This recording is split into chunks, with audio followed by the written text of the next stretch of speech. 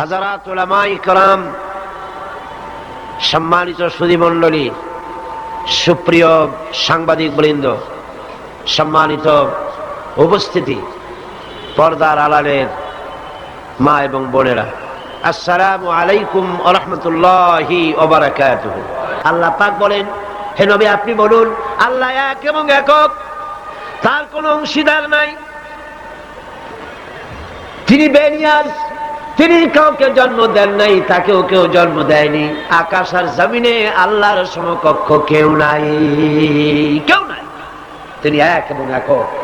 তার একত্ববাদের দাওয়াত দেওয়ার জন্য অসংখ্য পয়গম্বর আল্লাহ পাক এই দুনিয়ায় পাঠিয়েছেন, আর সমস্ত পয়গম্বর দাওয়াত দিয়েছেন কি, লা ইলাহা ইল্লাল্লাহু মুহাম্মাদুর রাসূলুল্লাহ। সবাই দাওয়াত দিয়েছেন লা ইলাহা ইল্লাল্লাহ, লা ইলাহা ইল্লাল্লাহ, লা ইলাহা লা ইলাহা ইল্লাল্লাহ। কোনো ইলাহ নাই, কোনো আইনদাতা নাই, কোনো বিধানদাতা নাই, কোনো শাসনকর্তা নাই, আল্লাহ ছাড়া কেউ নাই। বলেন সুবহানাল্লাহ। আল্লাহ এক এবং একক, তিনি সব সৃষ্টি করেছেন। আল্লাহ পাক বলছেন, আল্লাহুল্লাযী খালাকাস সামাওয়াতি ওয়াল আরদা ওয়া আনজালা মিনাস সামাই মাআন ফাআখরাজা বিহি মিনাস সামারাতি রিজকান লাকুম। আল্লাহ হচ্ছেন তিনি, যিনি আকাশ সৃষ্টি করেছেন, জমিন সৃষ্টি করেছেন, আর আকাশ থেকে পানি বর্ষণ করে তোমাদের খাদ্য উৎপাদন করে দিয়েছেন। এ পানি হচ্ছে মানুষের জন্য জীবন। পানির এক নাম কি? জোরে বলেন, পানির এক নাম কি? জীবন। এই পানি এক নাম জীবন। কিন্তু কর্ণফুলীর পানি যদি চট্টগ্রামে 10 ফুট উঁচা হয়ে আসে, পানির নাম হবে কি? নাম হবে মরণ। এই পানিকে কন্ট্রোল করেন আল্লাহ রাব্বুল আলামিন। আল্লাহ যদি ইচ্ছে করেন বেশি করে পানি দিয়া পুরা এলাকা ডুবাই দিতে পারেন, আবার ইচ্ছে করলে পানির ভিতরে মানুষ বাঁচাই দিতে পারেন, আগুনের মধ্যে মানুষ বাঁচাইতে পারেন। সমস্ত ক্ষমতা হচ্ছে, কর্তৃত্ব কেবলমাত্র আল্লাহ পাকের। কর্তৃত্ব কার? কর্তৃত্ব কার? আল্লাহ পাকের কর্তৃত্ব। হযরত নূহ আলাইহিস সালামের জামানায় 40 দিনের বন্যা। এই বন্যার পরে জাহাজ যখন নেমে গেল, তখন তিনি মনে মনে ভাবলেন, আমি তো জোড়ায় জোড়ায় করে সমস্ত প্রাণীগুলি আর মানুষগুলি, কিছু কিছু মানুষ যারা ঈমান এনেছিল তাদের জাহাজে উঠাইছে, কিন্তু একটি বুড়ি আমার উপরে ঈমান এনেছিল, আর আমি তারে ওয়াদা করেছিলাম সাথে করে নিয়ে যাব, আমি তো তার কথা ভুলে গিয়েছি। অনুশোচনা এলো। জাহাজ থেকে নেমে চতুর্দিকে লক্ষ্য করলেন, মানুষ নাই, জনপদ নাই, সব শেষ হয়ে গেছে। পাহাড় পর্বত কাজ হয়ে পড়েছে, বিল্ডিং গুলি শেষ হয়ে গিয়েছে, কোন জনপদে কোনো প্রাণী নাই, প্রাণী বলতে কিছুই নাই।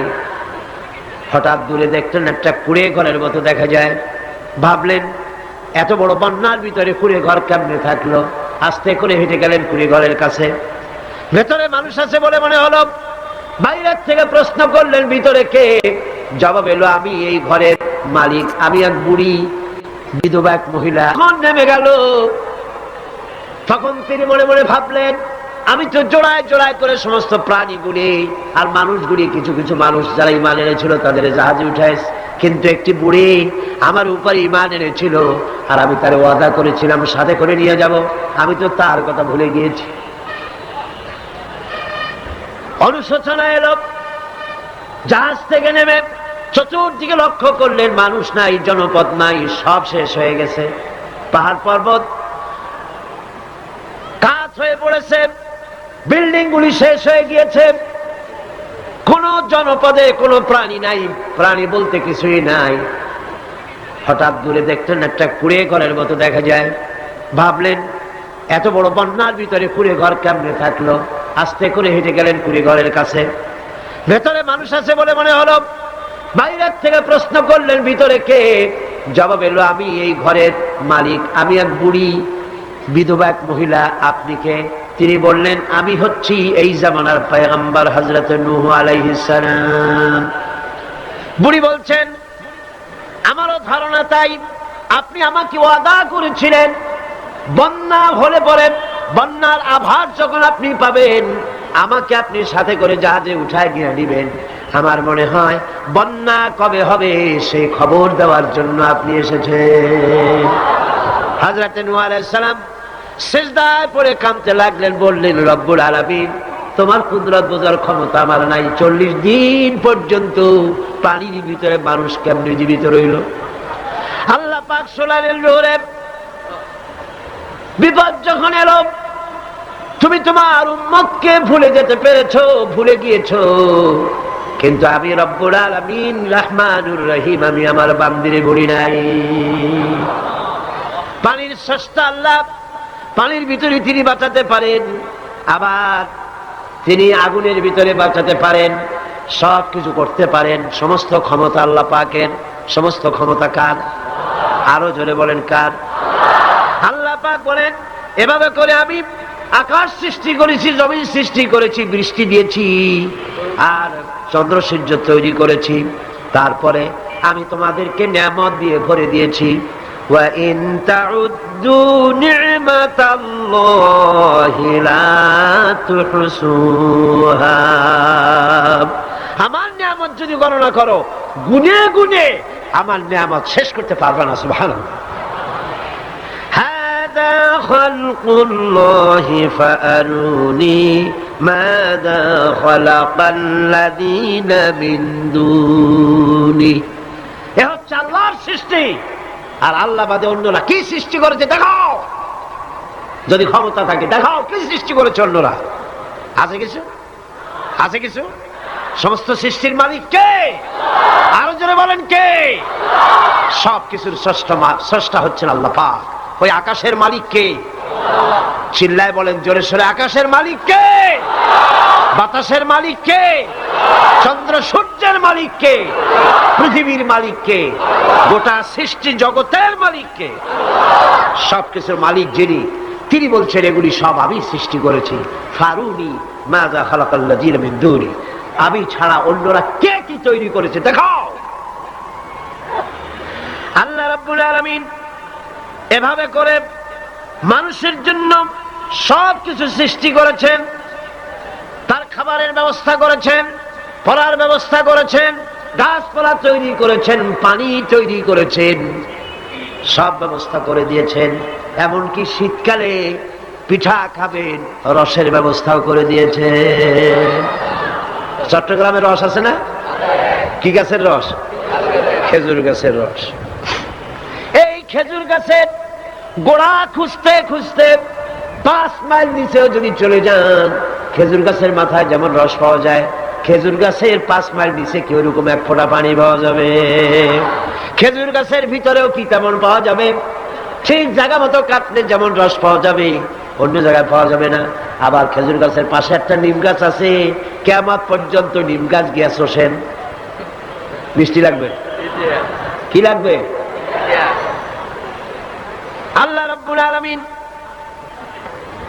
আপনি পিঠা খাবেন, খেজুর গাছ দিয়ে রস তৈরি করে দিলেন। পায়েস খাবেন, চাউল তৈরি করে দিলেন, গম দিয়ে দিলেন। গোশ খাবেন, কিমা খাবেন, কি খাবেন, সমস্ত কিছু রব্বুল আলামিন তৈরি করে মানুষের সামনে দিয়ে দিলেন। আর বললেন, খাও, পান করো, খাও, আর আমার শুকর আদায় করো। মাঝে মধ্যে পড়ো আলহামদুলিল্লাহি রাব্বিল আলামিন। এই যে ঠান্ডায় গোটা পৃথিবী, এখনো ঠান্ডা শুরু হয়নি। এই ঠান্ডা শুরু না হওয়ার কারণ আমরা। এটা কারণ কারা? আমরাই। গ্লোবাল ক্লাইমেটের চেঞ্জ এসেছে, গোটা দুনিয়া আবহাওয়ার পরিবর্তন হয়ে গিয়েছে। শীতের সময় শীত নাই, গরমের সময় গরম নাই। এটা কি খুব ভালো? এটা কি? এটা রোগ ব্যাধি বেশি হওয়ার লক্ষণ। শীত যখন আসে, এত প্রচন্ড শীত, গোটা পৃথিবী যত এসি আছে, সমস্ত শক্তিশালী এসি প্লান্ট একযোগে যদি ছেড়ে দেওয়া হয়, আল্লাহ শীতকালে শীত দেন, তার সহস্র কোটি কোটি ভাগের 1 ভাগের শীত কি পৃথিবীর মানুষ তার যন্ত্রপাতি দিয়ে তৈরি করতে পারবে? পারবে। সূর্য দিয়ে প্রতি মুহূর্তে আল্লাহ পাক যে তাপ দেন, গোটা বিশ্বের সমস্ত আগুন একসঙ্গে যদি জ্বালানো হয়, সেই তাপ কি তৈরি করা সম্ভব হবে? হবে না।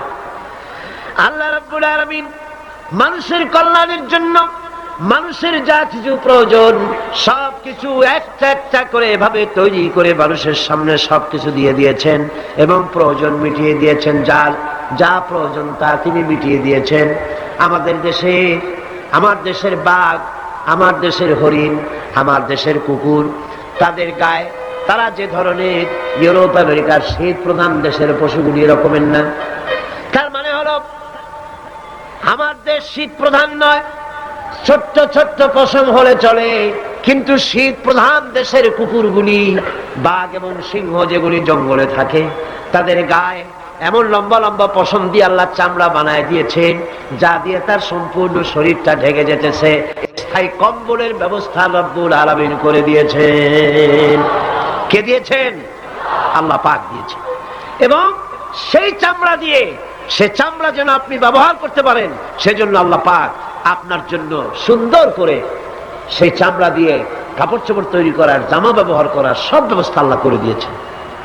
কম্বল তৈরি করার ব্যবস্থা করে দিয়েছেন। আল্লাহ পাক যা খুশি তাই করতে পারেন। কোরআন বলতেছে ফাআলুন লিমা ইউরিদ, যা খুশি তাই তিনি করেন।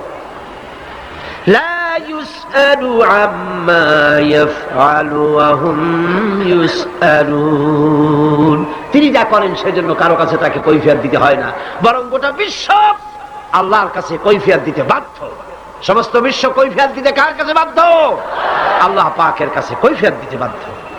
প্রচন্ড শক্তির মালিক। মানুষেরা বোঝে না, ক্ষমতায় যখন আসে তখন চতুর্দিকে দেখে ক্ষমতার ক্ষমতা, কি যে করবে দিশা করতে পারে না।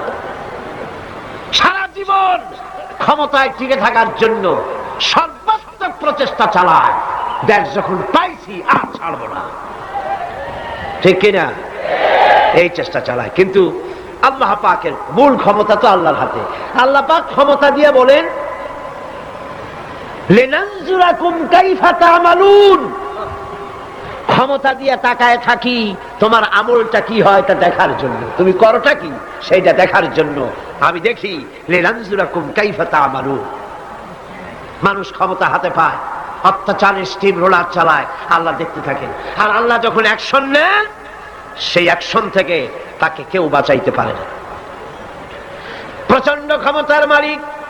রাতকে দিন বানাতে পারেন, দিনকে রাত বানাতে পারেন, আমিরকে ফকির বানাতে পারেন, ফকিরকে আমির বানায় দিতে পারেন, রাস্তার লোক ধরে নিয়ে প্রেসিডেন্ট বানায় দিতে পারেন, আবার নারাজ হলে পরে জুতার মালা দিয়া জেলখানায় ঢুকাইয়া দিতে পারেন। ক্ষমতায় থাকাকালীন ফুলের মালা এত বেশি পায়, ফুলের মালায় গলা ভরে যায়। গাবতলীর কোরবানির হাটেও এত মালা পায় না।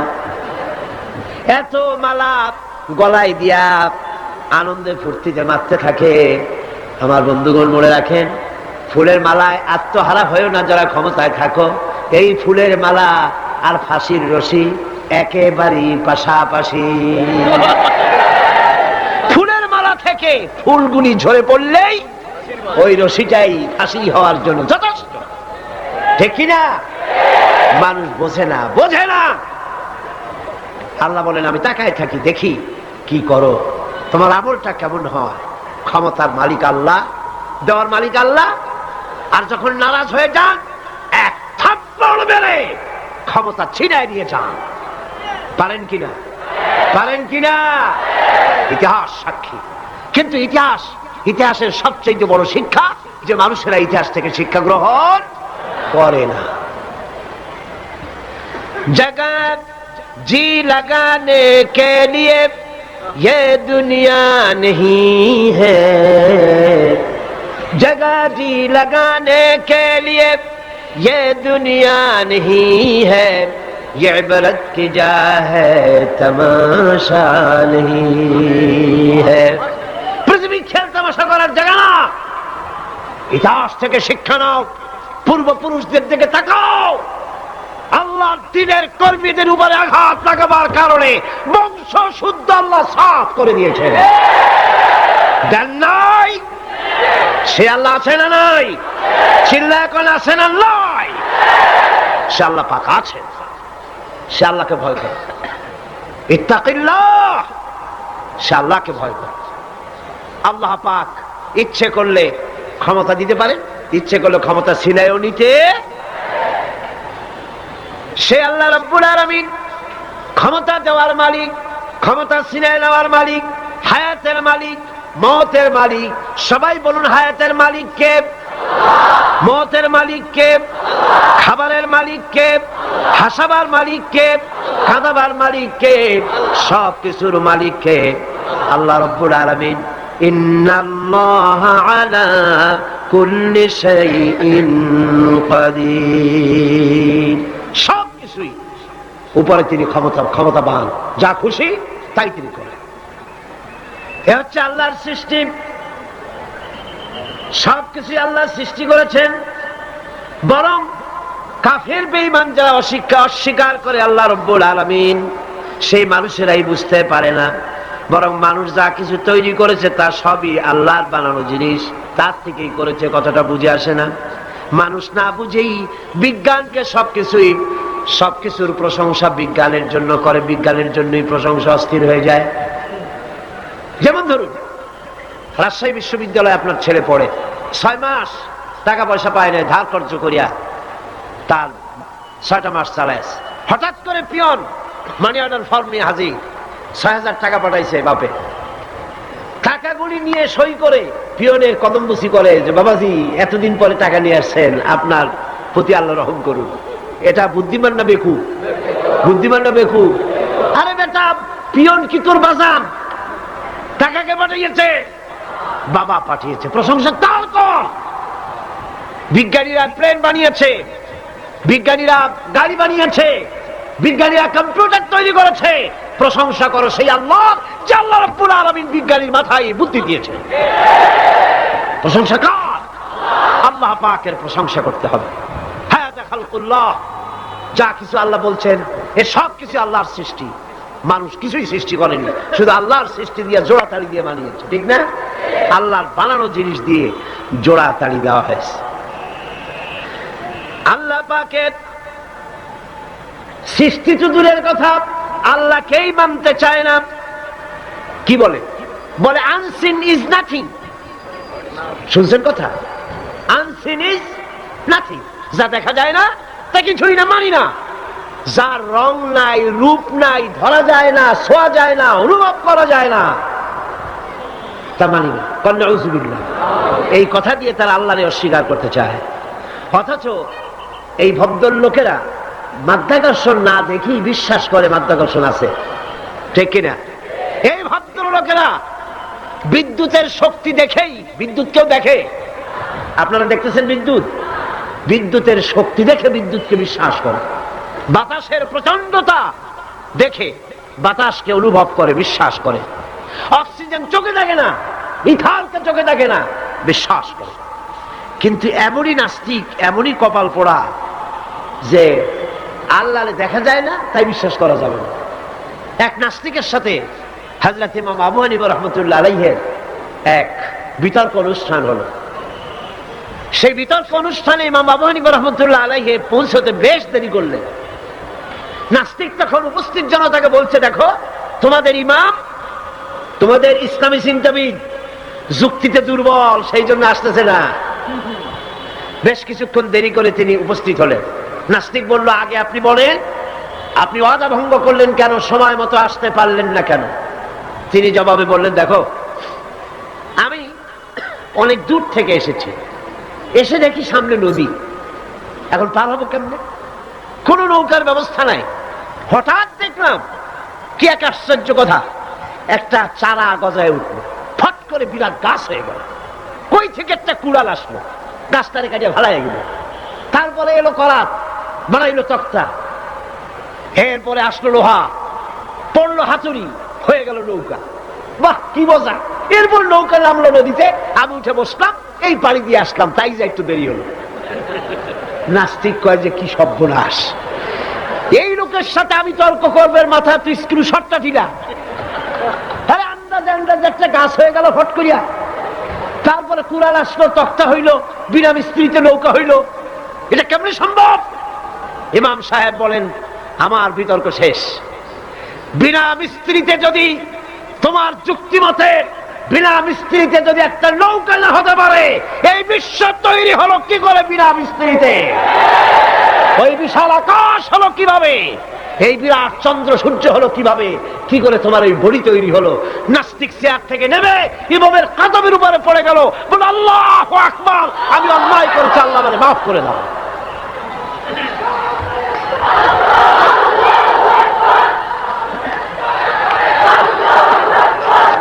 নাস্তিক ঘোষণা করে দিল লা ইলাহা ইল্লাল্লাহু মুহাম্মাদুর রাসূলুল্লাহ।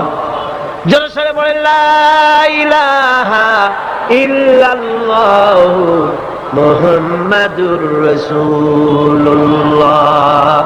লা ইলাহা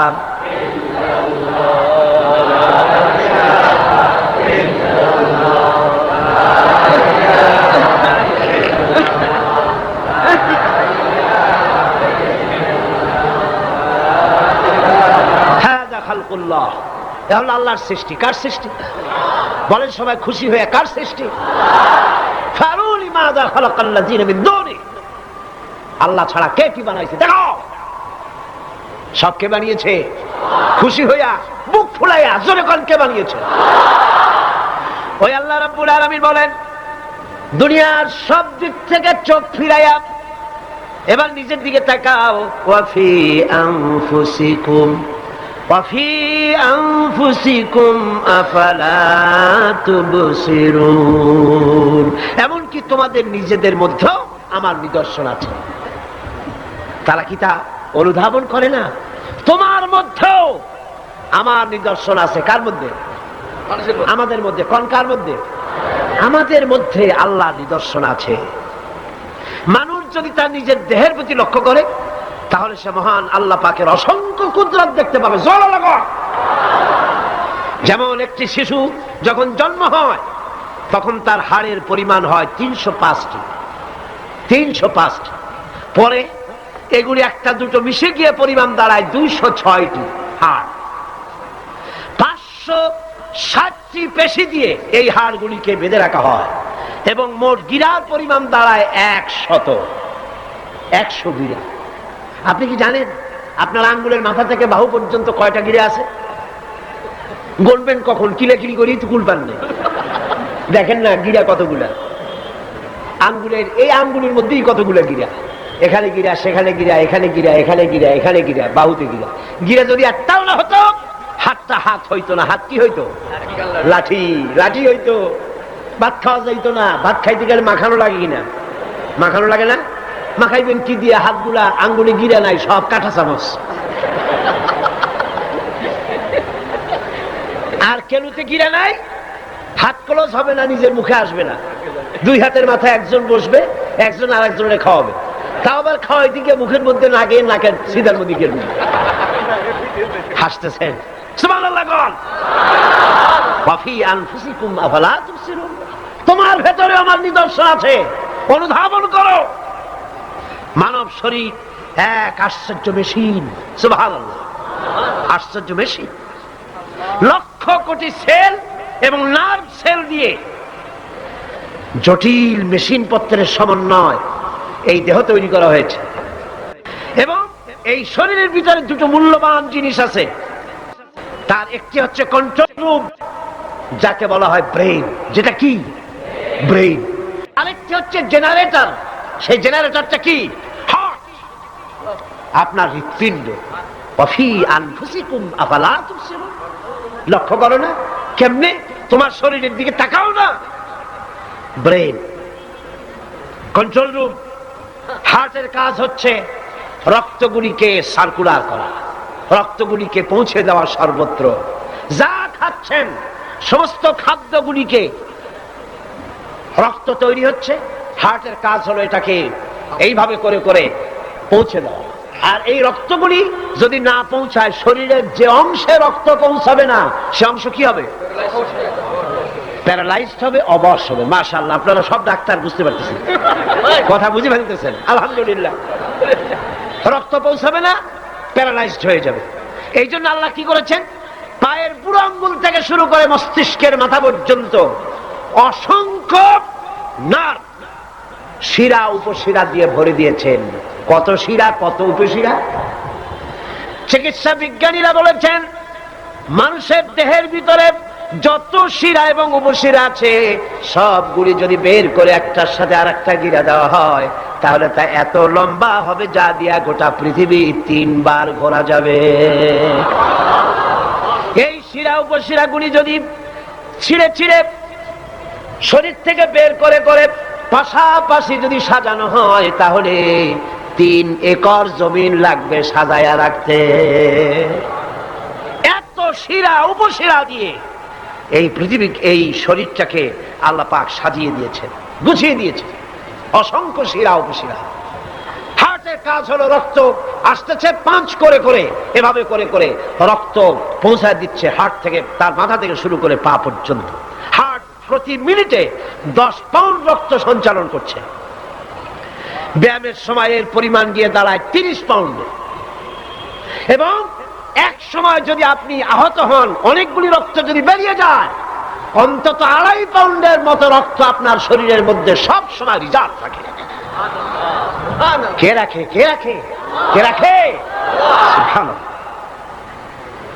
এবার আপনার হার্ট যদি দুর্বল হয়, হার্ট অ্যাটাক হয় না? সিটাগাঙ্গে নাও হইতে পারে, নাকি হয়? হার্ট যদি অ্যাটাক হয়, হার্ট অ্যাটাক হয় কেন?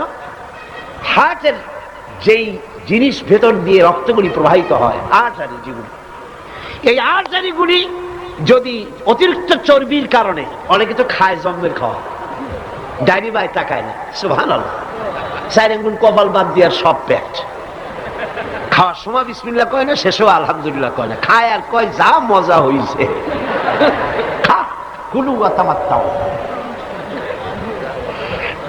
পাইকারি দরে খেলে পরে চর্বি হবে। এই চর্বিগুলো গিয়ে হার্টের যে আর্টারিগুলি আছে, রগ আছে, এই রগগুলির ভিতরে চর্বি জমে যায়। চর্বি জমার কারণে রক্ত পাস করতে পারে না, হার্ট অ্যাটাক করে। হার্ট অ্যাটাক করলে পরে রোগী যদি বেঁচে যায় তাহলে বাইপাস অপারেশন করতে হয়। বাইপাস অপারেশন করতে যখন যায় তখন তার জন্য রগ দরকার। ওই যেটা ব্লক হয়েছে ওটা ফেলে দিতে হবে, নতুন আরেকটা রগ লাগবে। এবার আপনি দেখেন আমার আল্লাহর কুদরতের দিকে তাকান। আপনার হার্ট অ্যাটাক করতে পারে, নতুন করে একটা রগের দরকার হতে পারে। এই রগ গরুর রগ দিয়ে হবে না, এই রগটা ছাগলের রগ দিয়া হবে না। কোথায় পাবেন রগ? কে দেবে আপনার রগ? আল্লাহ পাক আপনার পায়ের ভেতরে রানের মধ্য দিয়া স্পায়ার রগ সেখানে রেখে দিয়েছেন। হার্ট অপারেশন যখন করা হয় ডাক্তারেরা ব্লক করা হার্ট, ওই রগটাকে ফেলে দিয়া উরুর ভিতর থেকে রগ বের করে কলিজার মধ্যে লাগায়া দেয়। সুবহানাল্লাহ। 2টি মাত্র কিডনি হলে, 1টি মাত্র কিডনি হলে শরীরটা আপনার বেঁচে যায়। আল্লাহ রাব্বুল আলামিন শরীরের ভিতরে 2টা কিডনি দিয়েছেন। কিডনির নাম জীবন। কিডনির নাম কি? কিডনি অচল হলে আপনি অচল হয়ে যাবেন, শরীর ফুলে যাবে, আপনি মরে যাবেন তাড়াতাড়ি করে, রক্ত শূন্যতা দেখা দেবে। কিডনিকে বাঁচায় রাখা প্রত্যেকের জন্য জরুরি। আর কিডনি বাঁচাবার জন্য পানি খাবেন বেশি করে। কি খাবেন? কি খাবেন? পানি। সুবহানাল্লাহ, সুবহানাল্লাহ। এই পানি খান নিয়ামত, পানির অপচয় করবেন না। আমার নবী বলেছেন প্রবাহমান নদীর ঘাটে বসেও 1 ফোঁটা পানির অপচয় করো না। প্রবাহমান নদীর ঘাটে বসেও পানির অপচয় করো না। সুবহানাল্লাহ। পানি নিয়ামত, পানি খান বেশি করে, কিডনি সচল থাকবে। আলহামদুলিল্লাহ। একটা কিডনি হলে চলে, আল্লাহ পাক 2টি কিডনি দিয়েছেন, একটা বন্ধ হলে যেন আর একটা দিয়ে সে যেন চলতে পারে। সুবহানাল্লাহ। মানুষের শরীরের ভেতরে এই পরিমাণ লেমন আছে যা দিয়া একটা ঘর সাদা বানানো যায়। এই পরিমাণ ফসফরাস আছে যা দিয়া 2500 ম্যাচ বানানো যায়। তোমার শরীরের ভিতরে আমার নিদর্শন আছে। মানুষের এই আশ্চর্যজনক দেহটাকে ঢেকে দেওয়া হয়েছে একটি শীতাতপ নিয়ন্ত্রিত চামড়া দিয়া। সেই চামড়াটা 20 বর্গ ফিট। এই চামড়ার ভেতরে রয়েছে অসংখ্য লোমকূপ। অসংখ্য লোমকূপ দিয়ে এই চামড়াটা তৈরি করে দেওয়া হয়েছে এবং এই চামড়া দিয়ে শীত এবং গরম অনুভব করার শক্তি দেওয়া হয়েছে। দুটি চোখ দেওয়া হয়েছে, শ্রবণের জন্য কান দেওয়া হয়েছে। কে তিনি যিনি আমরা চোখ দিয়া নেগেটিভ দেখি? চোখ দিয়া কি দেখি? চোখ দিয়া দৃশ্যের নেগেটিভটা দেখি। ওই দেখার সাথে সাথে ব্রেনের ভিতরে গিয়া কোন শক্তি পজিটিভ বানায়া আমারে দেখায়। তার নাম কি? আমার কানের ভিতরে অসংখ্য শব্দ চতুর্দিক থেকে আসে। শব্দগুলিকে বিন্যস্ত করে একটা একটা করে শুনবার জন্য আমার কে কানের ভিতরে কে ব্যবস্থা করে দিয়েছেন? তার নাম কি? একটা মাত্র জিহ্বা, একটি মাত্র জিহ্বা মুখের মধ্যে আল্লাহ দান করেছেন। এই জিহ্বার ভিতরে কত স্বাদ আল্লাহ রব্বুল আলামিন দান করে দিলেন। এই জিহ্বায় রসগোল্লার স্বাদ একরকম, জিলাপির স্বাদ আর একরকম, চানাচুরের স্বাদ একরকম, পুঁটি মাছের স্বাদ একরকম, লোট্টা ফিশের স্বাদ আর একরকম, ঠিক কিনা? শুটকি মাছের স্বাদ আর একরকম, কাবাবের স্বাদ আর একরকম, আপেলের স্বাদ একরকম, বড়ের স্বাদ একরকম। একটা জিহ্বা দিয়া হাজারো স্বাদ নেওয়ার তৌফিক দিলেন আল্লাহ। সেই খাবার সময় বিসমিল্লাহ বলে না, পরেও আলহামদুলিল্লাহ কয় না। এত নিয়ামত দিয়ে আল্লাহ পাক এই সজীব শরীরকে সাজিয়েছেন, শরীরটাকে সুন্দর করেছেন, সুগঠিত করেছেন। আল্লাহ পাক বলেন তোমার শরীরের ভিতরে রয়েছে আমার দৃষ্টান্ত, এগুলি দেখো। তোমার ব্রেইন, মানুষের মাথায় যে মাথার ভিতরে যে ব্রেইন দেওয়া হয়েছে, এর ভিতরে রয়েছে অসংখ্য সেল, যার মধ্যে বুদ্ধি, প্রজ্ঞা, সুখ, দুঃখ, মেমোরি। এই পৃথিবীতে মানুষের মাথায় যে ব্রেন দেওয়া হয়েছে, এটা সর্বোচ্চ ওজন হচ্ছে 3 পাউন্ড। 3 পাউন্ড ওজনের এই বস্তুটিকে রাখা হয় মাথার খুঁড়ির মধ্যে, মাথার মাঝখানে। এই ব্রেন দেহের কোটি কোটি সেনা প্রহরীকে পাহারার কাজে লাগায়। ব্রেন বুদ্ধি করে, বুদ্ধি দিয়ে লাগায়। কম্পিউটারের যে মেমোরি শক্তি আছে, পৃথিবীর মানুষের মাথায় আল্লাহ পাক যে মেমোরি দিয়েছেন, যে স্মৃতি শক্তি দিয়েছেন, সারা পৃথিবীর সমস্ত ডাটা, সমস্ত ইনফরমেশন সবগুলি মানুষ যদি তার মেমোরিতে নিয়ে নেয়, তারপরেও আল্লাহ পাক মেমোরিতে এত জায়গা করেছেন যে তার 1 লক্ষ ভাগের 1 ভাগও ভরবে না। এই ব্রেন দিয়ে আল্লাহ পাক মানুষকে বুঝতে বলেছেন, তাকাও, লক্ষ্য করো, আমার পৃথিবী দেখো, দুনিয়া দেখো, নিজেকে দেখো এবং আমার অস্তিত্বের কথা স্বীকার করো। আমি তোমাকে সৃষ্টি করেছি। আল্লাহ পাক বলেন হাযা খালকুল্লাহি ফাআরুনি মাযা খালাকাল্লাযীনা মিন দুনিহি বালিয যালিমুনা ফি যালালিম মুবিন। এ হচ্ছে আল্লাহর সৃষ্টি। এখন দেখাও তো অন্যরা কি সৃষ্টি করেছে, অন্যরা কি সৃষ্টি করেছে? আছে কিছু? অন্যরা আল্লাহর জিনিস দিয়া, তারা আল্লাহর জিনিস দিয়ে জোড়াতালি দিয়ে তৈরি করেছে, কিন্তু সমস্ত সৃষ্টির মূল হচ্ছে আল্লাহ পাক।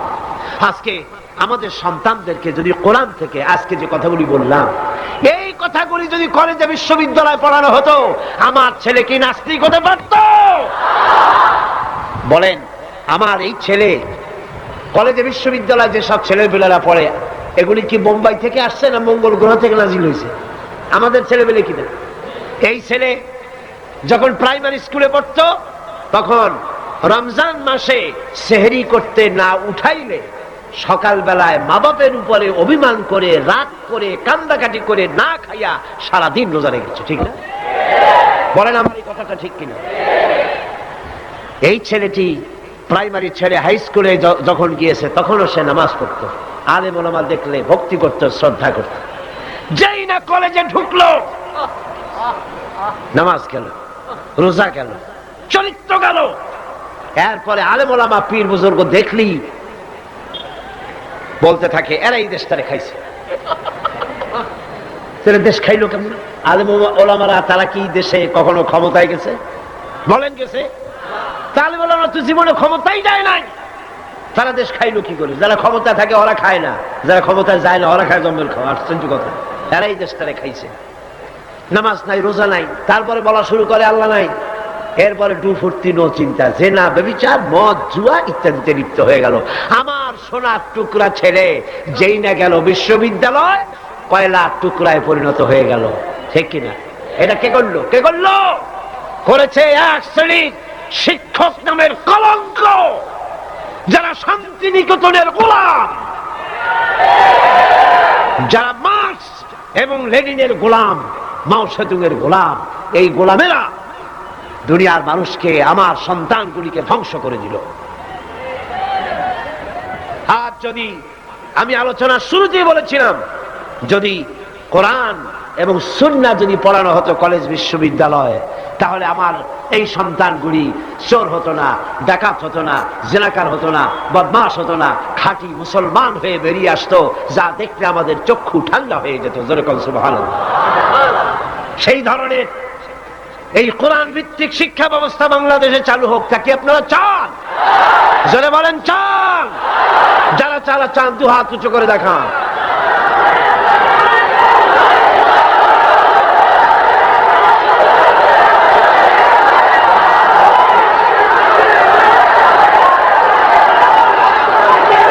বসুন, বসুন।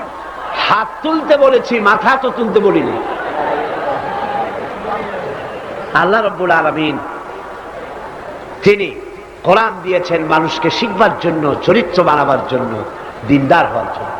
এই কোরআন এবং সুন্নাহর বদৌলতেই পৃথিবীতে শান্তি এসেছিল, পৃথিবীতে অর্থনৈতিক মুক্তি এসেছিল, মানুষ সুখ পেয়েছিল, মানুষ সৌন্দর্য পেয়েছিল।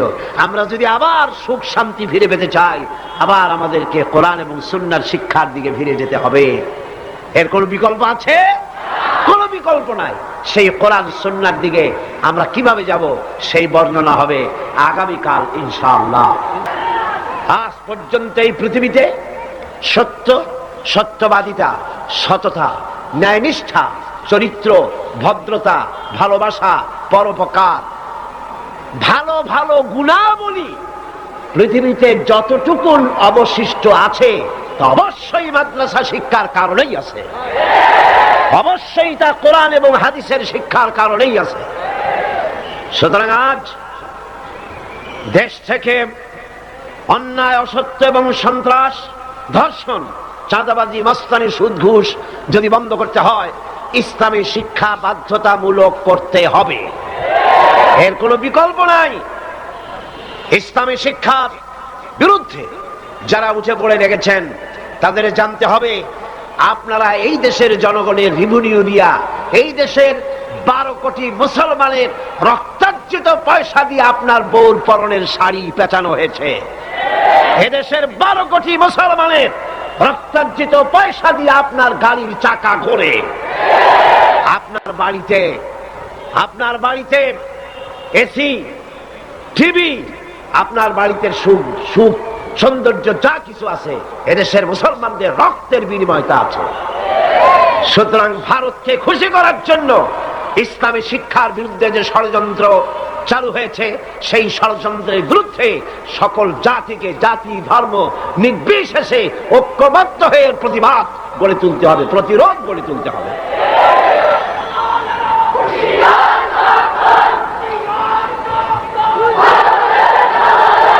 আমি বলতে চাই, ধর্মীয় শিক্ষা বাধ্যতামূলক করার অর্থ এটা নয় যে হিন্দুদেরকে ধরে ধরে ইসলাম শেখানো হবে।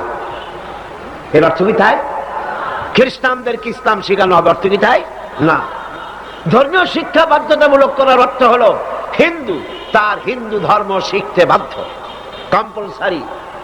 খ্রিস্টান তার ধর্ম শিখবে, বৌদ্ধরা তার ধর্ম শিখবে, আর মুসলমানেরা ইসলাম শিখবে। কলেজ, বিশ্ববিদ্যালয়, প্রাইমারি থেকে শুরু করে মাস্টার ডিগ্রি পর্যন্ত কোরআন এবং হাদিস শিখবে সেইভাবে যেভাবে মাদ্রাসায় শেখানো হয়। তাহলেই চুরি কমবে, ডাকাতি কমবে, জেনা কমবে, বদমাশি কমবে। কথা ঠিক কিনা কর? একটি প্রমাণ দিয়ে মূল আলোচনায় ফিরে যাব। বাংলাদেশে 460টি থানা আছে, এখন থানা আরো কিছু বেড়েছে। এই থানাগুলিতে ব্ল্যাক লিস্ট আছে, যেখানে ওই থানার অধীনে যত চোর আছে, ডাকাত আছে, হাইজাকার আছে, সকলের নাম তালিকাভুক্ত আছে থানায়, আছে না? আছে কিনা? আপনার এই চট্টগ্রাম পাহাড়তলী থানা, কোতোয়ালি থানা, চন্দনাইশ থানা, আরো কি কি থানা আছে না? হ্যাঁ, ডবল এক্স, ডবল মুরিং থানা আছে। এই সময় সাতকানিয়া থানা আছে। এই সমস্ত থানায় আপনি চেক করেন, ওসি সাহেবকে বলেন আপনার এই থানায় বিগত 26 বছরের ব্ল্যাক লিস্টটা দেখান। যেই লিস্টিতে আপনার থানার চোর, ডাকাত, জেনাকার, বদমাশ, ছিনতাইকারী, মাস্তান, চাঁদাবাজ, ধর্ষণকারী যাদের লিস্ট আছে ওই লিস্ট আমাকে একটু দেন। দেখুন 26 বছরের এই লিস্টের ভিতরে মৌলানা সাহেবের নাম আছে কয়টা? হাফেজে কোরআনের নাম আছে কয়টা? মাদ্রাসা শিক্ষকের নাম আছে কয়টা? চোর, ডাকাত, লুটেরার নাম আছে কয়টা? অর্থ কি দাঁড়ালো? অর্থ দাঁড়ালো এই মাদ্রাসা শিক্ষা জাতিকে উপহার দেয় সৎ এবং চরিত্রবান নাগরিক। কলেজ বিশ্ববিদ্যালয়কে আমি খারাপ বলি না, পাত্র তো নিশ্চয়ই ভালো, এ মাইক তো অবশ্যই ভালো, তাফসীর হবে ভালো, বক্তব্য হবে ভালো, জাতি গঠনের কথা হবে ভালো, কিন্তু অশ্লীল গান যখন এটা দিয়ে প্রচার হবে তখন মাইক খারাপ না যে গায় সে খারাপ? তাহলে কলেজ বিশ্ববিদ্যালয় নিশ্চয়ই খারাপ নয়। কলেজ বিশ্ববিদ্যালয় পবিত্র শিক্ষাঙ্গন, অপবিত্র দুষ্ট হচ্ছে সেই সরকার যে সরকার কলেজ বিশ্ববিদ্যালয় থেকে ভালো চরিত্রবান ছাত্র তৈরির জন্য শিক্ষানীতি ইসলামী করে না। আল্লাহ রাব্বুল আলামিন এই জাতিকে সুমতি দান করুন বলি আমিন। কোরআন কি শিখায়? আসুন কোরআনের কাছে যাই। কোরআনের শিক্ষানীতি আমরা আসছি, সেদিকে সরকারকে বুঝাতে চাই।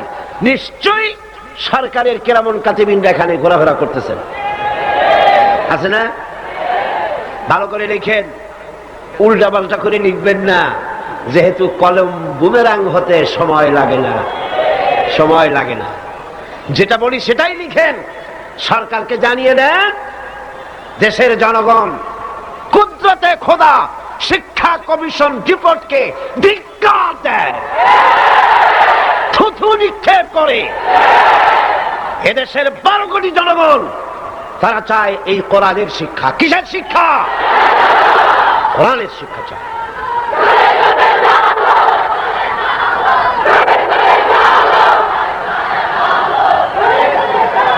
এই কোরআন দিয়েই তো রাসূল করিম সাল্লাল্লাহু আলাইহি সাল্লাম আরবের সেই অভদ্র, অসভ্য, বর্বর কুসংস্কারাচ্ছন্ন একটি সমাজের আমূল পরিবর্তন এনে দিয়েছিলেন, ঠিক না?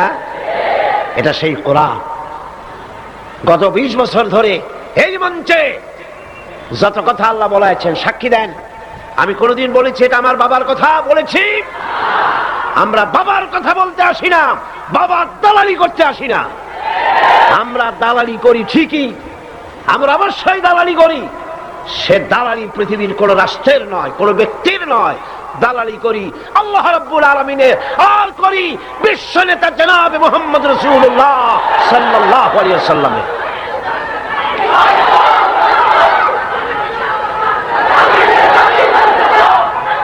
এই দালালি যদি অপরাধ হয়, এই দালালি যদি অপরাধ হয়, তাহলে এই অপরাধের জন্য ফাঁসির মঞ্চে চড়তে রাজি আছি।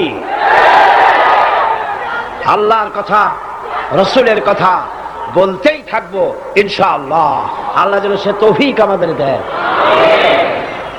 কোরআন আজিম কিতাব। বঞ্চিত হতভাগ্যরা কোরআনের মাহফিলও আসে না, কোরআন শুনতেও আসে না, পড়েও নাই জীবনে, শুনতেও আসে না। আছে কিছু পত্রিকা ভারতের টাকায় বাইর করছে, রঙিন রঙিন পত্রিকা, প্রত্যেক জেলায় জেলায় বিশাল বিশাল ভবন। কোথায় টাকা পাও বুঝি? সময় আসবে প্রতিটি পায়ের হিসাব দিতে হবে। এই চট্টগ্রামে কোন নর্তকীর খেমটা নাচ তাও পত্রিকায় জায়গা পায়। এই বিশাল মাহফিল একটা কলমও জায়গা পায় না। কিয়ামতে কি জবাব দিবি? আল্লাহর কাছে কোথায় গিয়ে দাঁড়াবে? মুসলমান নামের কলঙ্ক, সাংবাদিক নামের কলঙ্ক, যারা কোরআনের মর্যাদা দিতে জানে না, আর যারা জানে তাদের উপর আল্লাহ রহমত নাজিল হোক। জোরে বলেন আমিন, জোরে বলেন আমিন। আর যারা সাংবাদিকতার মুখে কালিমা লেপন করে ভারতের পা চাটা গোলাম হয়েছে, আল্লাহ তাদেরকে হেদায়েত নসিব করে দিন। ভারত তোমারে বাঁচাবে না, ভারতের টাকা বাঁচাতে পারবে না। যখন গজব আসবে টেলিফোন করে তোমার বাবাজিরে খবর দেবারও সময় পাবা না। কোরআনের কাছে আসো, কোরআন তোমাকে মুক্তি দেবে। কে মুক্তি দেবে? কোরআন। বিজ্ঞানে ভরা, রাষ্ট্রবিজ্ঞানে ভরা। কে বলেছে কোরআন তাবিজ তদবিরের কিতাব? না, এটা তাবিজের কিতাব নয়, এটা তদবিরের কিতাব নয়, এটা ঝাড়ফুঁকের কিতাব নয়, এটা সংবিধান। এটা কি? এটা কনস্টিটিউশন। এটি গোটা বিশ্বের সমস্ত মানব মণ্ডলীর চালিকা শক্তি, গোটা রাষ্ট্র পরিচালনার, গোটা দুনিয়া চালাবার শক্তি প্রদান করে, মানুষকে জীবনী শক্তি দান করে যে জিনিস, তার নাম কোরআন। তার নাম কি? আসেন সেই কোরআন থেকেই আলোচনা করি। পড়েন আমার সাথে, শয়তান দূর করে দেওয়া হোক, শয়তানে যাতে ওয়াসওয়াসা দিতে না পারে। কে শিখাই দিয়েছেন আমাদের? আল্লাহ। পড়েন, আউযু বিল্লাহি মিনাশ শাইতানির রাজীম, বিসমিল্লাহির রাহমানির রাহিম। বিতাড়িত মরদুদ শয়তানের ওয়াসওয়াসা থেকে আল্লাহর কাছে পানা চায়। পরম করুণাময় আল্লাহর নামে শুরু করছি। خلق السماوات بغير عمد ترونها وألقى في الأرض رواسي أن تميد بكم وبث فيها من كل دابة وأنزلنا من السماء ماء فأنبتنا فيها من كل زوج كريم هذا خلق الله فأروني ماذا خلق الذين من دونه بل الظالمون في ضلال مبين صدق الله العظيم। কোন সূরা আলোচনা করছিলাম মনে আছে? নাম বলুন। সূরা লুকমান। আল্লাহ পাক বলছেন, খালাকাস সামাওয়াতি বিগাইরি আমাদিন তারাউনাহা, তিনি আকাশ সৃষ্টি করেছেন, আকাশসমূহ সৃষ্টি করেছেন। বিগাইরি আমাদিন তারাউনাহা, কোন রকম স্তম্ভ ছাড়াই, যা তোমরা দেখতে পাও। ওয়া আলকা ফিল আরদি রাওয়াসিয়া আন তামিদা বিকুম, আর এই পৃথিবী যেন তোমাকে নিয়ে ঢলে না পড়ে সেজন্য পাহাড় গেড়ে দেওয়া হয়েছে। ওয়া বাসসা ফিহা মিন কুল্লি দাব্বা, আর নানা ধরনের জীবজন্তু আল্লাহ পাক সৃষ্টি করে গোটা পৃথিবী ছড়িয়ে দিয়েছে। ওয়া আনজালনা মিনাস সামাই মাআন, আর আমি আকাশ থেকে বৃষ্টি বর্ষণ করি। ফাআমবাতনা ফিহা মিন কুল্লি যাওজিন কারীম, আর এর দ্বারা পৃথিবীর বুকে উত্তম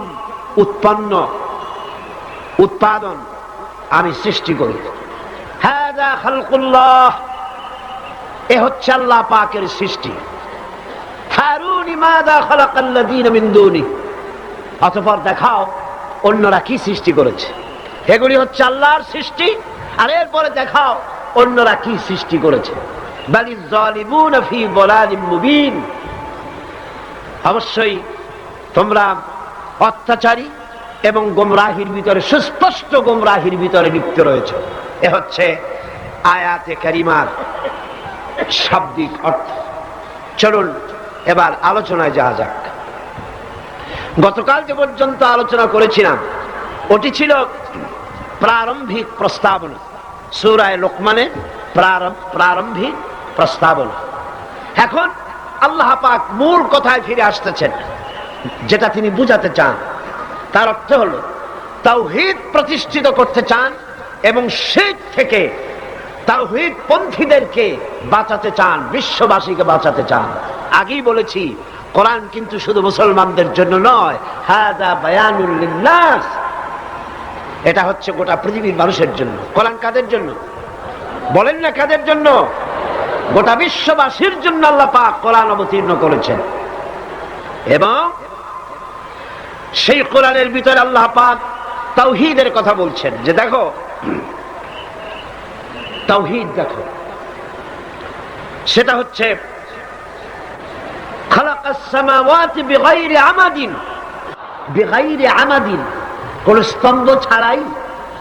এই যে এতটুকুন শামিয়ানা, এতটুকুন বললাম আকাশের তুলনায়, এমনি তো চট্টগ্রামের তুলনায় বিশাল, ঠিক কিনা? যেরকম ঠিক কিনা? চট্টগ্রামের তুলনায় বিশাল শামিয়ানা কিনা? কিন্তু আকাশের তুলনায় কি কিছু? কিছুই না। এইটুকুন শামিয়ানায় কত শত খুঁটি, একটু চোখ বুলাম তো। তাহলে ওই বিশাল আকাশ কোনদিন খুঁটির সাথে চলতে গিয়ে বাড়ি লাগছে মাথায়? একটা খুঁটি দেখছেন আপনারা? বিগাইরি আমাদিন তারাউনাহা, যা স্পষ্ট চোখে তোমরা দেখতে পাও না, তোমাদের চোখে ধরা পড়ে না, স্তম্ভ ছাড়াই ওই বিশাল আকাশকে তিনি সৃষ্টি করেছেন। এর দুটি অর্থ হতে পারে। একটি অর্থ হচ্ছে তোমরা নিজেরাই দেখতে পাচ্ছ, স্তম্ভ ছাড়াই এটাকে আল্লাহ পাক রেখেছেন। আর দ্বিতীয় অর্থ হতে পারে এই, এমন স্তম্ভ আছে যা তোমরা দেখতে পাও না। হযরত ইবনে আব্বাস রাদিয়াল্লাহু তাআলা আনহু এই দ্বিতীয় অর্থ গ্রহণ করেছেন, এমন স্তম্ভ আছে যা আমরা দেখতে পাই না। কিন্তু বর্তমান যুগের পদার্থ বিজ্ঞান দিয়ে যদি এর উপরে বর্ণনা করা যায়, আলোচনা করা যায়, তাহলে এভাবে বলা যেতে পারে যে সমগ্র বিশ্ব, এই মহাজগৎ, স্যাটেলাইট, আপনার সোলার সিস্টেম, গ্যালাক্সি, গোটা বিশ্ব, মহাবিশ্ব, মহাশূন্য, মহাজগৎ, এগুলির গ্রহ, উপগ্রহ, নক্ষত্র পুঞ্জ যেন একটার সাথে আর একটা বাড়ি না লাগে, এবং একটার সাথে, একটার থেকে আর একটা ছিটকে দুনিয়ার উপরে না পড়ে, সেজন্য একটি সিস্টেম দিয়ে, একটি পদ্ধতি দিয়ে আল্লাহ পাক স্তম্ভ ছাড়াই কুদরতের উপরে এটা রেখে দিয়েছেন। কি কায়দায়? আল্লাহ পাক কোরআন শরীফে বলছেন। আল্লাহ রাব্বুল আলামিন বলেন, ইন্নাল্লাহা ইউমসিকুস সামাওয়াতি ওয়াল আরদা আন তাজুলা, নিশ্চয়ই আল্লাহ তাআলা নবমণ্ডল এবং ভূমণ্ডলকে এমন ভাবে ধারণ করে রেখেছেন যাতে করে একটা থেকে আরেকটা বিচ্ছিন্ন হয়ে না যায়। এই পৃথিবীর চাইতে সূর্য ছোট না বড়? কত গুণ বড়? আপনারা জবাব যেভাবে দেন তাতে মনে হয় যেন রমজান মাস আইসেই গেছে, রোজা শুরুই করছে। পৃথিবী বড় না সূর্য বড়? বিশাল। সেই সূর্যের চাইতেও তারকাগুলি আরো বড়, যে বিবরণ আমি গত বছর বা তার আগের বছর দিয়েছি, মনে আছে না? পৃথিবীর চাইতে সূর্য বড়, সূর্যের চাইতে তারকা বড়, তারকার চাইতে ব্ল্যাক হোল বড়। কত বড় বিজ্ঞানীরা চিন্তা করে কুল পায় নাই। এই বিশাল বিশাল গ্রহ, উপগ্রহগুলি আল্লাহ পাক বলছেন একটার সাথে আর একটা আমি আটকায় রেখেছি। কি দিয়ে? মাধ্যাকর্ষণ শক্তি দিয়ে। কি দিয়ে? মাধ্যাকর্ষণ শক্তি দিয়ে আমি আটকিয়ে রেখেছি। কোরআন বলছে 1665 খ্রিস্টাব্দে, লক্ষ্য করুন, 1665 খ্রিস্টাব্দে স্যার আইজাক নিউটন সর্বপ্রথম ল অফ গ্র্যাভিটেশন, মাধ্যাকর্ষণ শক্তি আবিষ্কার করলেন। কিন্তু স্যার আইজাক নিউটনের জন্মের অন্তত 1000 বছর পূর্বে বিশ্বনবী মুহাম্মদ রাসূলুল্লাহ জোরে কন্যা সাল্লাল্লাহু আলাইহি ওয়াসাল্লাম, যিনি কোন বিজ্ঞানাগারে লেখাপড়া করেন নাই, রিসার্চ করেন নাই, তার মুখ থেকে মাধ্যাকর্ষণের কথা আল্লাহ পাক কোরআনে কারীমের মধ্যে ঘোষণা করেছেন। সুবহানাল্লাহ। এই মাধ্যাকর্ষণ দিয়েই চন্দ্র, সূর্য, গ্রহ, নক্ষত্র, সৌররাজি একটার থেকে আর একটা এভাবে ধরে রাখা হয়েছে যাতে করে এগুলি ছিন্ন ভিন্ন হয়ে না যায়, পড়ে না যায়। আল্লাহ পাকের এই অসংখ্য মহাশূন্যের ভিতরে যা কিছু সৃষ্টি করেছেন তার মধ্যে যদি সূর্যের কথাই বলা যায়, তাহলে সূর্য তো এত বিশাল সৃষ্টি জগতের, এই সূর্যটা একটা নক্ষত্র, সূর্য একটি নক্ষত্র, কিন্তু এই সূর্য অন্তত 3 কোটি, যে সূর্য পৃথিবীর চাইতে 13 লক্ষ গুণ বড়, এই রকমের সূর্যকে 3 কোটি সূর্য খেয়ে হজম করতে পারে এমন তারকা রয়েছে গ্যালাক্সির ভিতরে, একটা না, দুইটা না, হাজার হাজার। সুবহানাল্লাহ বলতে ইচ্ছে করলো না? এই সূর্য হচ্ছে সেই সূর্য পৃথিবীর বুকে মানব সভ্যতা বিকাশের জন্য আজ পর্যন্ত মানব গোষ্ঠী যত এনার্জি ব্যয় করেছে, সূর্য তার চারদিকে প্রতি সেকেন্ডে সেই এনার্জি খরচ করছে, প্রতি সেকেন্ডে। শুধু তাই নয়, এই জ্বলন্ত সূর্যের সম্মুখ ভাগ থেকে এক প্রকারের জ্বালানি গ্যাস নির্গত হয়, বিজ্ঞানীরা যার নাম দিয়েছে স্পাইকুলস। এগুলি প্রতি সেকেন্ডে 60,000 মাইল, 60,000 মাইল বেগে প্রতি সেকেন্ডে স্পাইকুলস গ্যাস প্রতি সেকেন্ডের থেকে নিক্ষিপ্ত হচ্ছে, বেরিয়ে যাচ্ছে। এই স্পাইকুলস গ্যাস যদি পৃথিবীর মাটিতে স্পর্শ করত, গোটা পৃথিবী জ্বলে পুড়ে ভস্ম হয়ে যেত। কিন্তু প্রতি মুহূর্তে, প্রতি সেকেন্ডে 60,000 মাইল বেগে যে গ্যাসগুলি নির্গত হচ্ছে, কোন এক অদৃশ্য শক্তি সেই গ্যাসগুলিকে আবার সূর্যের দিকে ব্যাক করে দিচ্ছে, রিটার্ন করে দিচ্ছে, যাতে করে সৃষ্টি জগৎ ক্ষতিগ্রস্ত না হয়। আমার আল্লাহ বলছেন, ওমা কুন্না আনিল খালকি গাফিলিন, আমি আমার সৃষ্টি জগৎ সম্পর্কে অমনোযোগী নই। সুবহানাল্লাহ।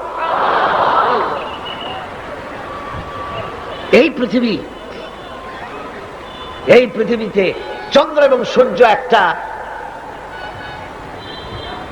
পরিমাপ অনুযায়ী আল্লাহ পাক রেখেছেন। বিজ্ঞানীরা বলেছেন, সূর্য যেখানে দাঁড়ায় আছে, এর থেকে কয়েক ডিগ্রি যদি উপরে উঠে যায়, গোটা পৃথিবী ফ্রিজ হয়ে যাবে, গোটা পৃথিবীর মানুষগুলি বরফে পরিণত হয়ে যাবে, সমস্ত প্রাণী জগৎ বরফ হয়ে যাবে। সূর্য যেখানে দাঁড়িয়ে আছে, তার থেকে যদি কয়েক ডিগ্রি নিচে নেমে আসে, গোটা পৃথিবী জ্বলে পুড়ে ভস্মীভূত হয়ে যাবে। চাঁদ যেখানে দাঁড়িয়ে আছে, তার থেকে যদি কিছু উপরে উঠে যায়, গোটা পৃথিবী মরুভূমি হয়ে যাবে। যেখানে দাঁড়িয়ে আছে, তার থেকে যদি কিছু নিচে নেমে আসে, গোটা সমুদ্রের পানি স্ফীত হয়ে গোটা বিশ্ব পানির তলায় তলায়া যাবে। কে রেখেছেন এই একটি পরিমাপ অনুযায়ী? কে রেখেছেন? হাযা খালকুল্লাহ। এটাই হচ্ছে আল্লাহ পাক তাওহীদের পথে, শিরক থেকে বেঁচে আল্লাহর পথে আগাবার জন্য আমরা তৈরি হয়ে যাই। মুনাজাতের জন্য দাঁড়ানো ভাইরা সবাই বসুন। যত ভাই দাঁড়ানো, সমস্ত ভাইয়েরা যার যার জায়গায় বসে পড়ুন, মুনাজাতে শরীক হন। দুই অমুসলিম ভাই ইসলাম কবুল করার জন্য এখানে এসেছেন। এর একজনের নাম হলো তপন রক্ষিত, হিন্দু ধর্মাবলম্বী। বর্তমান নাম পছন্দ করেছে মোহাম্মদ হোসাইন। আর একজনের নাম শ্রী দীপক চন্দ্র হাওলাদার, এও হিন্দু ধর্মের অনুসারী। বর্তমান নাম পছন্দ করেছে মোহাম্মদ ওমর ফারুক। মাশাআল্লাহ। লা ইলাহা ইল্লাল্লাহু মুহাম্মাদুর রাসূলুল্লাহ। আল্লাহ ছাড়া কোন ইলাহ নাই, মাবুদ নাই, উপাস্য নাই, তিনি এক, তিনি একক। মুহাম্মদ সাল্লাল্লাহু আলাইহি ওয়াসাল্লাম আল্লাহর প্রেরিত রাসূল। জোরে বলো, আশহাদু আল্লা ইলাহা ইল্লাল্লাহু ওয়াহদাহু লা শারীকা লাহু ওয়া আশহাদু আন্না মুহাম্মাদান আবদুহু ওয়া রাসূলুহু। আমি সাক্ষ্য দিচ্ছি আল্লাহ ছাড়া কোনো ইলাহ নাই, মাবুদ নাই, উপাস্য নাই। তিনি এক, তিনি একক, তার কোনো অংশীদার নাই। আমি আরো সাক্ষ্য দিচ্ছি মুহাম্মদ সাল্লাল্লাহু আলাইহি ওয়াসাল্লাম আল্লাহর প্রেরিত রাসূল এবং তার বান্দা। সকলকে বলো আসসালামু আলাইকুম। এই দুই তরুণ যুবক একটু আগে মুশরিক ছিল, এখন তারা আমাদের তাওহীদি ভাই। এবং আজকের মাহফিলে ছোট্ট ছোট্ট বাচ্চারা যেভাবে মাসুম, এই দুজনও সেইভাবে নিষ্পাপ, বেগুনাহ, মাসুম ঘোষণা করেছেন রাসূল করিম সাল্লাল্লাহু আলাইহি ওয়াসাল্লাম। অর্থাৎ অমুসলিম যখন ইসলাম কবুল করে, মুখে উচ্চারণ করে, মনে প্রাণে বিশ্বাস করে, কালেমায়ে তাইয়্যিবা এবং কালেমায়ে শাহাদাত উচ্চারণ করে, জিন্দেগীর সমস্ত গুনাহ থেকে আল্লাহ পাক মাফ করে দেন। সুতরাং আমি তাদেরকে বুকের সাথে আলিঙ্গন করে সম্মানিত করছি।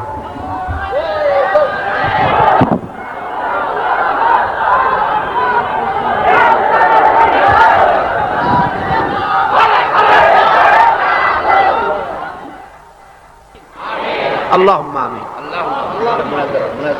ربنا ظلمنا أنفسنا وإن لم تغفر لنا وترحمنا لنكونن من الخاسرين. ربنا لا تزغ قلوبنا بعد إذ هديتنا وهب لنا من لدنك رحمة إنك أنت الوهاب. হে আল্লাহ তাআলা, বিশাল এই জনসমুদ্র নিয়ে তোমার দরবারে কোরআনে কারীমের আলোচনা করে হাত তুলেছি। মেহেরবানি করে সওয়াবটুকু জনাবে মুহাম্মদ রাসূলুল্লাহ সাল্লাল্লাহু আলাইহি ওয়াসাল্লামের রূহ মুবারকে পৌঁছিয়ে দাও।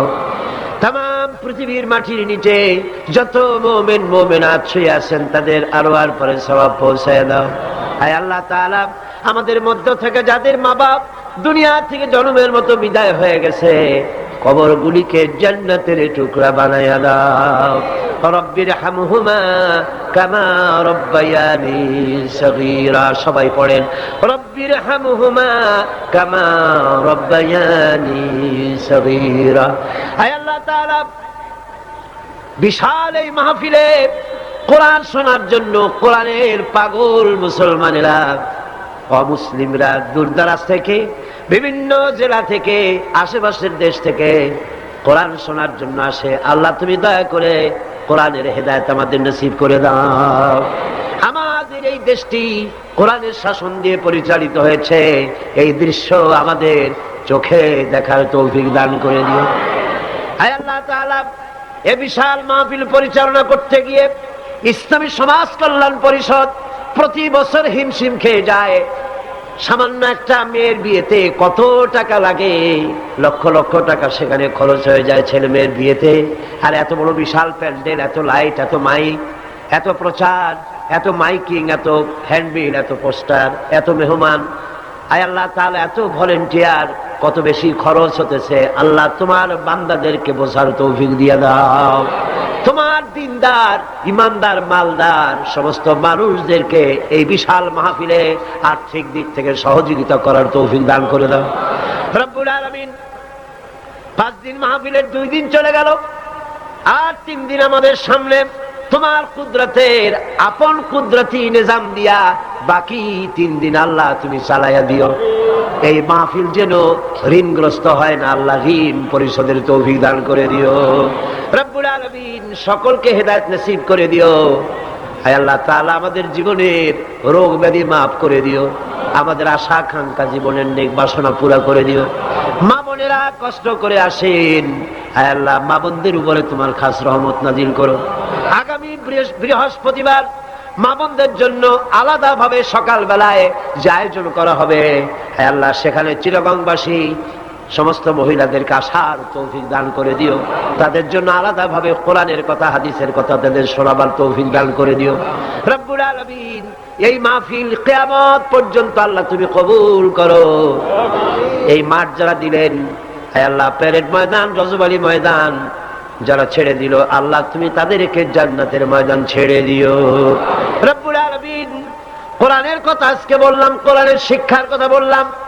আমার জাতিকে, এই দেশের সরকারকে এই কথাটা বোঝার তৌফিক দান করে দাও। ধর্ম নিরপেক্ষ মতবাদ একটি কুফরি মতবাদ, মুসলমানদের জন্য গ্রহণযোগ্য মতবাদ এটা না। এই জিনিসটা তাদের বোঝার তৌফিক দাও। ধর্ম নিরপেক্ষ শিক্ষা ব্যবস্থাকে দূরে ছুঁড়ে মেরে কোরআন সুন্নাহ অনুযায়ী ইসলামী শিক্ষা চালু করার তৌফিক এদের দিয়ে দাও। আয় আল্লাহ, যে সমস্ত মেহমানদেরকে এখানে দাওয়াত দেওয়া হয়েছে, সমস্ত মেহমান সহি সালামতে তাদের যাতায়াতের ব্যবস্থা করে দিও এবং তাদেরকে সুন্দর করে উপস্থাপনা করার, বলার তৌফিক দান করে দিও রব্বুল আলামিন। তুমি আমাদের দিনের সমস্ত নেক কামনা পুরা করো এবং আমাদেরকে তোমার খাঁটি গোলামদের মধ্যে শামিল করো রব্বুল আলামিন। কিয়ামতের দিন তুমি মেহেরবানি করে আমাদেরকে তোমার গোলাম হিসাবে কবুল করে নিও। রব্বানা তাকাব্বাল মিন্না ইন্নাকা আনতাস সামিউল আলিম وتب علينا إنك أنت التواب الرحيم سبحان ربك رب العزة عما يصفون وسلام على المرسلين الحمد لله رب العالمين واجعل آخر كلمة عند الموت لا إله إلا الله محمد رسول الله. السلام عليكم ورحمة الله.